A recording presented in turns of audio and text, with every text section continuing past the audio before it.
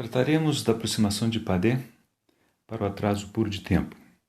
Mas deixa eu começar dando uma ideia para vocês do que é uma aproximação de Padé. A imagem que vocês veem aqui é do Henri Padé, e ele foi um dos que desenvolveu o algoritmo que nós não vamos precisar de detalhar, mas entender o que está por detrás é sempre interessante e curioso. Ele se preocupou em trabalhar com aproximação de funções. Então ele imaginou duas funções, f de x, r de x, e ele desejou escrever, por exemplo, uma dessas funções na forma racional, ou seja, a divisão de dois polinômios, de tal forma a aproximar f de x. Aproximar em que sentido? Muito bem, no seguinte sentido. Ele deseja que as duas funções na posição x igual a zero coincidam. Eles querem que a primeira derivada na posição x igual a zero coincidam e assim as sucessivas derivadas até a derivada de ordem n. Okay? Uma outra maneira de ver isso corresponde ao seguinte: pegue essa função f de x, expande ela em uma série de Taylor em torno do ponto x igual a zero. Okay? Idem a função r de x. E agora, queremos que a seja igual a b, a0 seja igual a b0, a1 seja igual a b1, a2 seja igual a b2, etc.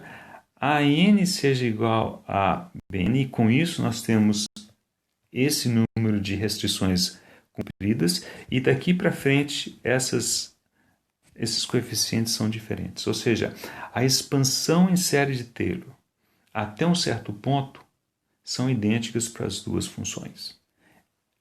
Essa é a filosofia que está por detrás das aproximações de Padé, que ele tratou para funções em caráter mais geral. Em particular, agora, nós queremos aplicar isso, usar esses procedimentos no caso de a função f ser uma f de s, não f de x, e essa aqui é a função de atraso puro de tempo, uma exponencial complexa elevada a menos tal ds, em que tal d é um número, uma constante, que é o valor do atraso em unidade de tempo. E queremos aproximar isso por uma função de transferência, observe, própria, ou seja, o numerador e o denominador são polinômios com o mesmo grau. Okay?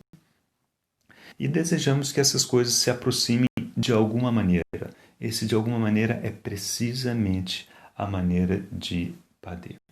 Tá? Então, por exemplo, se tivermos 3 ou 4 coeficientes para determinar, então queremos que os primeiros 4 coeficientes da série de Taylor dessas duas funções sejam iguais.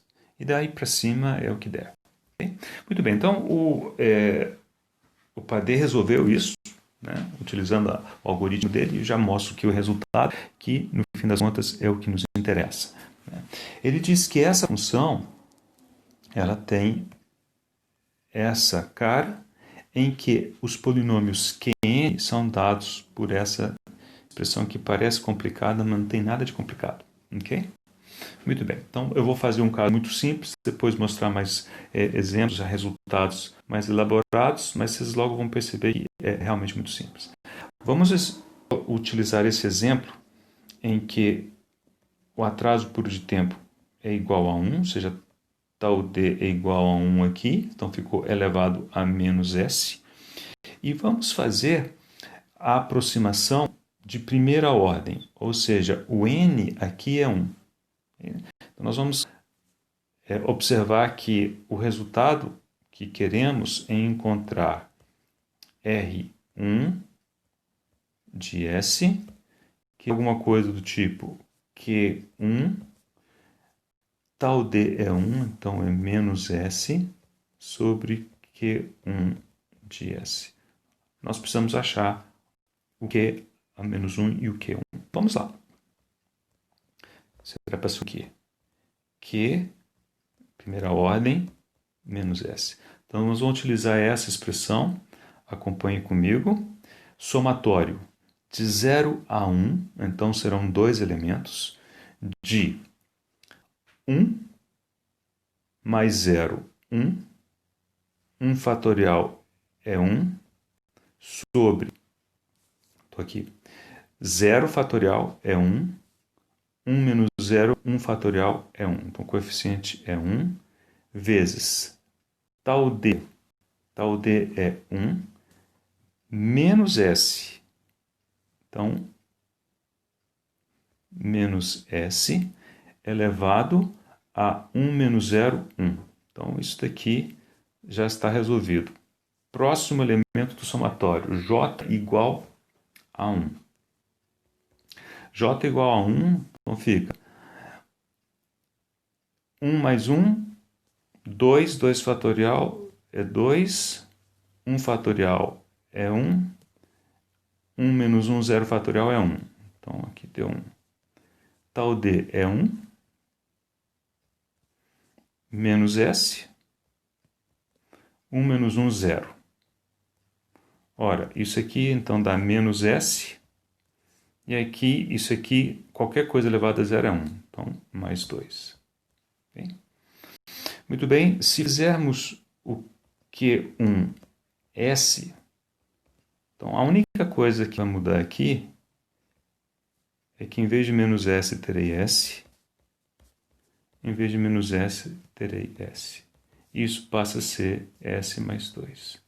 Portanto, o resultado é menos S mais 2 sobre S mais 2. Esta função de transferência de primeira ordem aproxima o atraso puro de tempo, né, para tal D igual a 1. Se tal D fosse qualquer outro valor, era só substituir aqui e fazer a conta. Okay? A grande vantagem disso é que isso aqui a gente consegue simular no MATLAB utilizando as funções de simulação, LSIM, etc, etc, ao passo que isso daqui não. Né? Então, realmente é uma mão na roda na hora de simular. Muito bem, minha última imagem nesse vídeo é um exemplo. Então, agora nós queremos simular a resposta ao degrau, veja aqui, de um sistema que é uma função de transferência de primeira ordem com atraso puro de tempo, e o atraso puro de tempo é de uma unidade de tempo. Okay? Então, nós vamos reescrever isso aqui, vou colocar aqui, né? E aqui está a aproximação de Padé dessa função. Okay? Que para o caso de primeira ordem nós acabamos de derivar, está aqui. Se formos fazer da segunda ordem, é só repetir aquela conta, teremos isso. Terceira ordem, teremos isso. Façamos a resposta ao degrau dessas três funções e também de uma função de primeira ordem com atraso puro de tempo. A teórica está aqui, esse traço fininho que ficou 0 até o instante 1, que é o atraso puro de tempo, e aí respondeu. Okay?